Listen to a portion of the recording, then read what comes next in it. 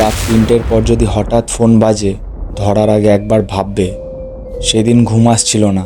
রাত প্রায় 2:50। ঘর অন্ধকার, সবাই ঘুমাচ্ছে। হঠাৎ ফোনটা কাঁপতে শুরু করলো। Unknown number. প্রথমে ধরিনি, কিন্তু ফোনটা বারবার বাজছিল। শেষে ধরলাম।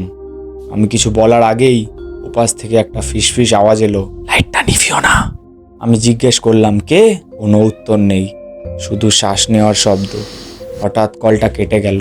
ঠিক তখনই ঘরের লাইট একবার ফ্লিকার করলো। ফোনটা আবার বাজলো, এইবার একই নাম্বার। ধরতেই ওপাশ থেকে এলো। আমি দরজার বাইরে দাঁড়িয়ে আছি। আমার হাত ঠান্ডা হয়ে গেল। ধীরে ধীরে দরজার দিকে তাকালাম।